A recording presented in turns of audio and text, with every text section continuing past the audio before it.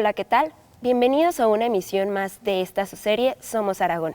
Yo soy Michelle Fernández y en esta ocasión estamos en la compañía de un periodista, Jesús Díaz Calvillo. Muchas gracias por estar con nosotros el día de hoy. Gracias por la invitación, Michelle. Saludo a todos. ¿Qué te parece si antes de iniciar nuestra entrevista vemos una semblanza que hemos preparado para ti? ¿Vamos a verla? Jesús Díaz Calvillo.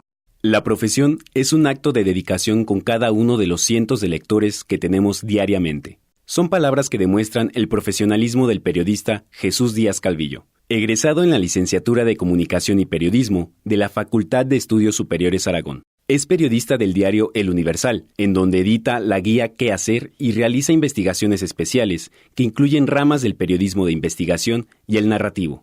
Es coautor del libro Panamá entre papeles, editado por la Fundación Gabriel García Márquez para el Nuevo Periodismo Iberoamericano y el colectivo de periodistas Con Colón.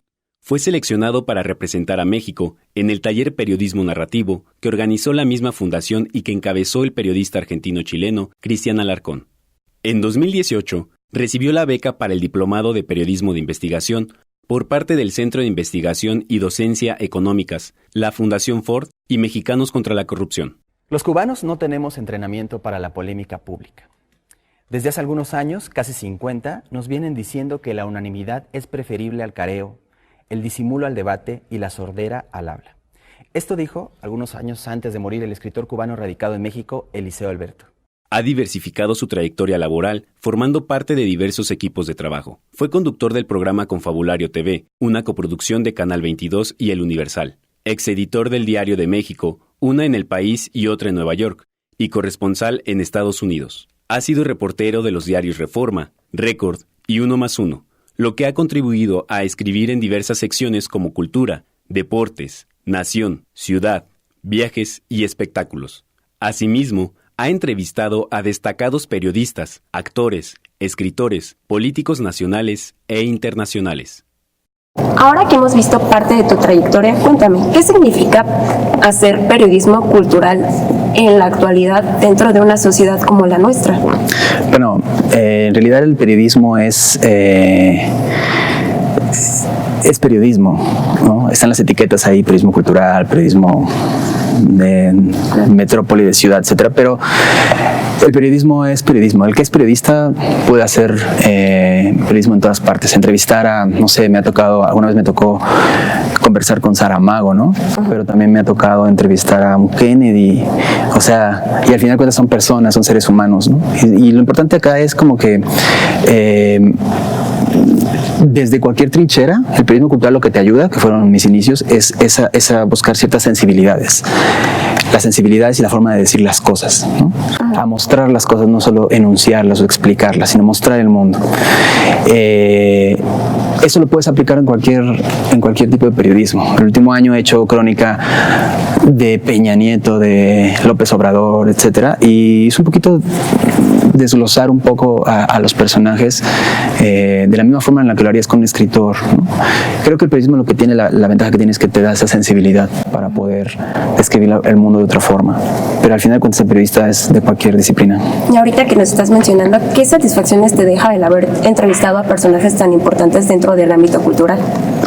Bueno, ha sido de ámbito cultural y de cualquier ámbito. Eso, que son seres humanos. Al final lo importante es como aterrizar a ese personaje y dejarlo de ver como ese gran personaje, porque te conviertes en lo que llaman el report fan, ¿no? Y diseccionar a seres humanos. Es interesantísimo diseccionar músicos, escritores, es de los que se dejan. Los políticos creo que es un poquito diferente porque ellos están llenos de retórica, entonces es muy difícil. De hecho, no es como loable diseccionar a un político, pero los personajes culturales son los que marcan la pauta y también los personajes de la cultura popular, o sea, puede ser un actor, puede ser desde Tom Cruise, etcétera. Lo importante también es como darles una visión diferente. Ahora recuerdo brevemente en una entrevista que hice a Megan Fox, una vez me pidieron entrevistar a Megan Fox y hablamos del acoso, justo del acoso. Y es interesante porque es darle una perspectiva distinta, ¿no? Megan Fox hablando de acoso. Entonces, eso es importante, como diseccionar a los personajes y darles una una cualidad distinta para el lector. Ahorita, por ejemplo, nos mencionaste a Megan Fox y a José Saramago. ¿Qué otras entrevistas han sido muy importantes para ti o te han marcado dentro de tu trayectoria profesional? Creo que las que más te marcan son las entrevistas con los periodistas, ¿no? Como Jorge Ramos, Carmen Aristegui. Te marcan las entrevistas porque es gente con la que te identificas, es gente que sueñas ser, ¿no?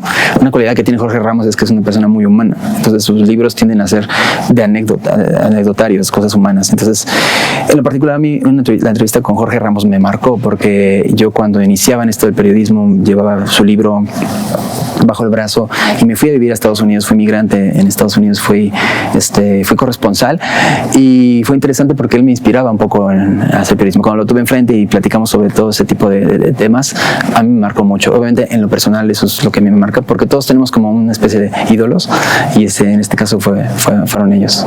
¿Me puedes contar ahora tu experiencia como conductor de televisión? Bueno, la televisión es un universo completamente distinto. Fue algo complicado en un inicio porque las narrativas desde lo escrito dominamos la palabra, dominamos la retórica, ¿no? Dominamos incluso el lenguaje, la musicalidad del lenguaje cuando escribimos, ¿no? Nos convertimos en una especie de curadores de la lengua. Y cuando haces algo para televisión es completamente otra narrativa, ¿no? Y no se puede todo trasladar a la televisión, tienes como que adaptar y entender las otras narrativas audiovisuales.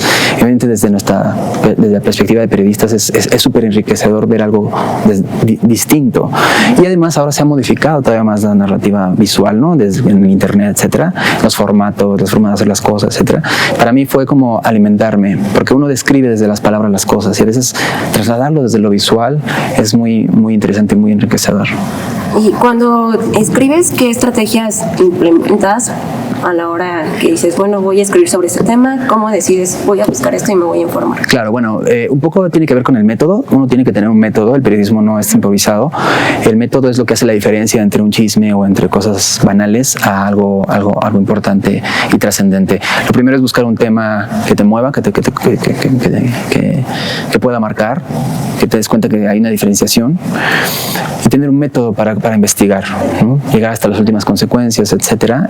Ahora cada vez se abre más la posibilidad de hacer periodismo de investigación con las herramientas digitales, etcétera, el acceso a la información y después la forma de explicarlo, la narrativa es otra cosa, es otro tema. Lo que hay que hacer es mostrar, lo que decía un poco, mostrar, no explicar. Es mejor que nos muestren la vida, que nos muestren un reportaje. Es importante que sea un material como audiovisual, justamente, que te muestre una realidad, ¿no? Hice una investigación del sismo que me llevó un año la investigación. Y la investigación fue eso, buscar un tema difícil, que era un chico, Rodrigo, que falleció el segundo día de trabajo en uno de los edificios. Pero luego buscar una narrativa profesional y ética para poder llevar eso y que no sea como lo típico telenovelero con música de fondo, ¿no? Sino que realmente expliquemos lo que vivió Rodrigo y la investigación se pueda describir. La forma de hacerlo es ser humanos y mostrar Rodrigo como un ser humano vivo. Actualmente, ¿qué retos tienen hoy los estudiantes que están en el periodismo? ¿Qué les puedes aconsejar? Mira, el periodismo, lo platicaba en una charla que tuve aquí en la facultad, el periodismo está en una etapa en la que se confunde un poco el periodista con el medio de comunicación. Los medios de comunicación están en crisis básicamente por su sistema de publicidad y de ventas. No está entrando publicidad, la publicidad entraba por los gobiernos, entraba por la iniciativa privada, los gobiernos cambian, ya no dan esos apoyos, la iniciativa privada ya prefiere pagar a Google o a Facebook por publicidad, que es más específica, y los medios entran en crisis económica. Los periodistas no necesariamente deberíamos de sentirnos que el periodismo está en crisis. Se necesita periodismo, más en época de fake news y de falsedades. Se necesita el trabajo de los periodistas, se necesita gente que verifique, que procese, que tenga un método, que sepa explicar lo que llega a la gente, como lo que te decía del sismo. Se necesita una investigación que se diga lo que no se dijo, ¿no? Que todas las irregularidades que hubo, todo lo que tapó el gobierno, todas las irregularidades laborales, etcétera, el periodismo está ahí, se necesita más que nunca, más cuando ahora hay tanta mala información. Entonces es indispensable el periodismo. El periodista está en esa disyuntiva de decir, bueno, es que no hay trabajos, etcétera. Lo que ha pasado es que los modelos de negocio se van ajustando. Un modelo que está funcionando es el del diario.es en España, por citar un ejemplo, que ya busca hacer buen periodismo para que la gente diga, yo quiero un periodismo libre, estoy dispuesto a pagar una suscripción mínima con tal de apoyar a este periodismo. Es algo que está emulando a Animal Político, muchos, y ojalá vaya para allá. Entonces son modelos que se van ajustando, pero el periodismo no está en crisis. Quien es periodista es como ser, no sé, vegano. Si es parte de tu vida, lo llevas siempre, y eso no va a acabar, afortunadamente. Y por último, ¿qué significa para ti el ser egresado de esta facultad? Es curioso porque cuando egresé de la facultad muchos ponían UNAM, no ponían FES Aragón, ¿no? Como que en el último ranking del Universal justo estamos entre las escuelas más, el top 3 me parece de las escuelas de periodismo en el país. Entonces es impresionante la cualidad que tiene esta facultad para generar gente con talento. Creo, y eso lo vi en un taller en Panamá donde hice una investigación que después se convirtió en un libro para la Fundación García Márquez. Nos decía Cristian Alarcón, que es un escritor chileno argentino, que gran parte del éxito de muchos periodistas es que no somos periodistas de élite. Él le llama periodismo de élite este periodismo totalmente superficial, ¿no? Etcétera. Pero cuando tú no vienes de la élite, muchas veces eso es una mala copia, ¿no? Haces como notas sociales que son malas copias de una nota real. Y quienes venimos de otras condiciones, quienes tenemos una universidad pública, quienes muchos de nosotros, nuestros padres fueron primera o segunda generación con licenciatura o emigraron, ¿no? Tenemos una visión muy peculiar. Creo que la facultad, la FES Aragón tiene eso, como que recoge a gente que tiene una visión peculiar de la vida, y eso hace que puedas abrir camino en muchos lados. Y mucha gente que viene como perdón que lo diga, pero tienen visiones más acomodadas, ¿no? Un ejemplo muy claro es Rodolfo Walsh, que es un escritor, el que inventó el periodismo de no ficción en el mundo. Él es un periodista argentino que era justo de la élite, y él se dio cuenta de toda la persecución que hubo en Argentina, que él tenía una visión distinta del mundo. Entonces él se lo sensibilizó e hizo un periodismo diferente. Nosotros como que ya tenemos una visión desde la cuna, y eso creo que es una gran ventaja que tiene la facultad. Ay, Jesús, muchas gracias por haber estado con nosotros hoy en este espacio. Ha llegado el momento de terminar, pero nos veremos pronto en una emisión más de esta su serie Somos Aragón. Yo soy Michelle Fernández, hasta la próxima.